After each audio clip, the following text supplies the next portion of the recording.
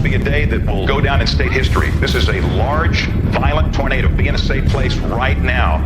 April 27th, 2011. Between sunrise and sunset on a single Wednesday, 224 tornadoes descended upon the American South. Before darkness fell, 316 people had lost their lives. It became the deadliest tornado day since 1925. This is a violent tornado. This is really violent. To understand what happened, we need to look at the final week of April 2011. Meteorologists had been watching the atmosphere with growing concern for days. A powerful storm system was building over the southern plains. Warm, humid air surged northward from the Gulf of Mexico. Cold air pushed down from Canada. The collision would create what scientists later described as conditions among the most conducive to violent tornadoes ever documented. On April 25th, the first wave struck. Across Texas and Arkansas, dozens of tornadoes touched down. Near Valonia, Arkansas, an EF2 tornado stayed on the ground for over an hour. We're going to get a lot of wind. Yep, we're going to get a lot of wind. Holy shit. All right, slow down. Claiming 4 lives. April 26th brought more storms, more warnings. Everyone knew worse was coming. Then came April 27th, a day that would rewrite the record books and leave scars across 6 states that remain visible today. Oh my God!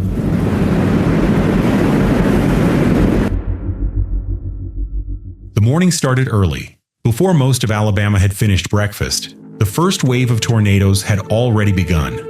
A squall line swept through the state, spawning nearly 36 tornadoes before 8 a.m. Over 50 people were injured in those pre-dawn hours. A brief calm followed. Then the atmosphere reloaded. At 2:28 p.m. Central Time, the third and most devastating wave began. What followed over the next 7 hours would become the most intense period of tornado activity in modern American history. 94 tornadoes touched down. 15 of them reached violent EF4 or EF5 intensity.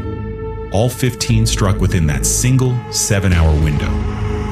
At 2:30 p.m., the first EF5 of the outbreak touched down near Philadelphia, Mississippi. It carved a 29-mile path through 4 counties, claiming 3 lives. Not good, guys.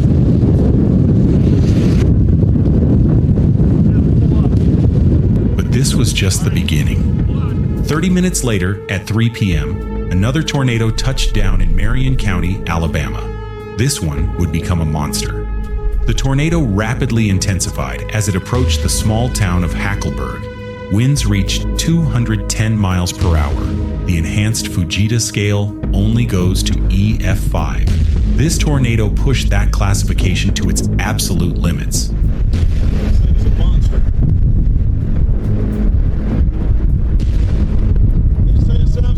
Train. It does. Hackleburg never stood a chance. According to the American Red Cross, 75% of the town was destroyed. The Wrangler jeans factory, which employed hundreds of local residents, was obliterated. Pairs of jeans were later recovered over 40 miles away, carried aloft by the ferocious winds. Hackleburg High School was leveled. Oh, that's the school. This is a school right here? That's the school. It's gone. Most structures in downtown simply ceased to exist. 18 people lost their lives in Hackleburg alone. But the tornado was far from finished. It continued northeast into the town of Phil Campbell, where the devastation continued.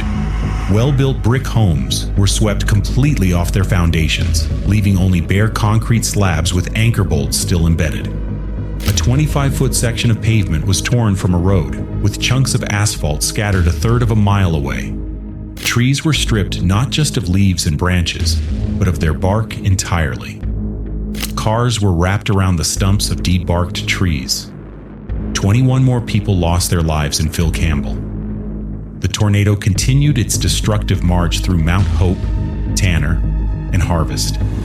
A Navy veteran saw the tornado approaching his home. With seconds to spare, he threw himself over his daughter, shielding her with his own body as the house collapsed around them. She survived. he did not. By the time the tornado finally dissipated, it had traveled over 100 miles and remained on the ground for nearly 2.5 hours. 71 people lost their lives along its path.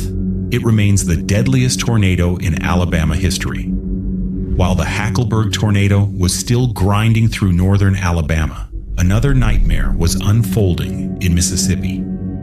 At 3:47 p.m., an EF5 tornado struck the town of Smithville, Mississippi. Moving at nearly 70 miles per hour, it gave residents almost no time to react. Yeah, they said it was a half a mile wide. Touching down before. It's still spinning like crazy. The winds approached 205 miles per hour. The destruction was apocalyptic. Well-built homes were reduced to bare slabs. The tornado scoured the ground itself, digging a foot deep into the earth in some locations. In one of the most remarkable demonstrations of tornado violence ever documented, a red SUV was picked up and hurled half a mile through the air. It struck the town's water tower, leaving a visible dent 130 feet above ground. The vehicle was then thrown another quarter mile before coming to rest, crushed into a ball only a few feet across. 16 people lost their lives in Smithville. The tornadoes kept coming. At 4:43 p.m., another supercell produced a tornado in rural Greene County, Alabama. Over the next 90 minutes, this tornado would carve an 80-mile path of destruction through the heart of Tuscaloosa and into Birmingham. Multiple television stations captured the tornado live as it approached Tuscaloosa. This will be a day that will go down in state history, and all you can do is pray for those people. This is a large, violent tornado coming up on downtown Tuscaloosa. Be in a safe place right now. Cameras tracked the massive wedge as it entered the city limits. The damage path stretched 1.5 miles wide. Winds reached 190 miles per hour. Although rated EF4, many damage indicators suggested winds at the very edge of EF5 intensity.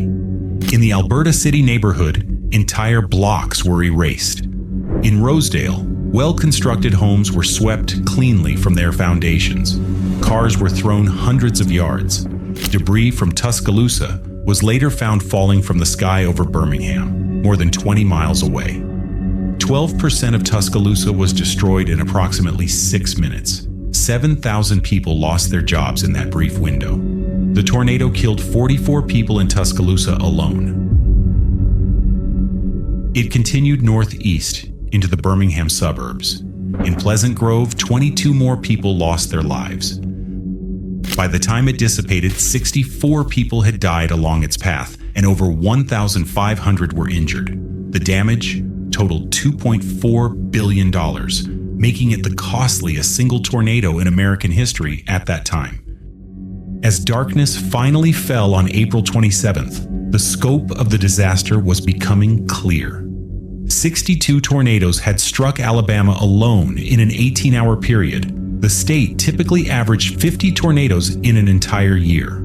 Across the broader outbreak zone, the numbers were staggering. 368 tornadoes in 21 states over 4 days. 4 EF5 tornadoes on April 27th alone. The first time that had happened since statistics had been kept. The total damage exceeded $10 billion. In Alabama, 238 people lost their lives to tornadoes. More than 2,000 were injured. 35 counties were affected. The damage in Alabama alone exceeded $4.2 billion. What made April 27th uniquely deadly was where the tornado struck. Unlike typical outbreaks where mobile homes account for most fatalities, the majority of those who died on this day were in permanent single-family homes. The tornadoes hit populated areas with EF4 and EF5 intensity. For many, there was simply no shelter strong enough. The power outages were catastrophic. Over 650,000 customers in the Tennessee Valley lost electricity. The Hackleburg tornado had damaged main transmission lines from the Browns Ferry nuclear plant. Some communities went without power for 2 weeks, but in those desperate hours, something remarkable emerged from the darkness. Emergency responders worked through the night with flashlights and bare hands. Volunteers arrived from neighboring states before anyone asked for help. Strangers pulled survivors from collapsed buildings. Neighbors who had lost everything turned around to help those who had lost even more. The entire region became one vast volunteer command center, united by nothing more than human instinct and compassion. President Barack Obama visited Tuscaloosa 2 days later. Walking through the devastation, he said he had never seen destruction like it. We just took a tour, and I've got to say, I've never seen devastation like this. It is heartbreaking. Federal emergency declarations were issued across the affected states. FEMA deployed thousands of personnel. The rebuilding would take years. In some places, it continues today. New homes rose from the rubble. Schools reopened. In Tuscaloosa, a memorial park now stands where destruction once lay.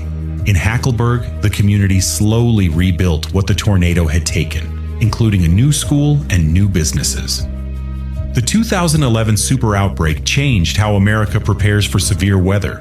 Warning systems were enhanced. Building codes were strengthened.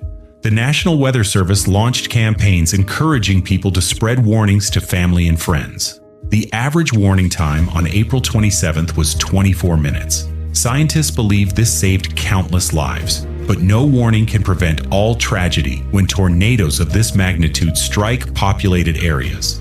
In Tuscaloosa, a memorial bears an inscription that captures the spirit of that terrible day. Called by circumstance, burdened by tragedy, yet inspired by a confident hope, the fury of Mother Nature was met by the best of humanity. 324 people lost their lives to tornadoes during the 2011 Super Outbreak. Each one had a name. Each one had a family. Each one had a story that ended too soon. But the outbreak could not take the human spirit. It could not take the courage that turned ordinary people into heroes. It could not take the compassion that brought strangers together in the darkest hours. Every storm eventually ends, but the way we hold each other through the darkness, that endures.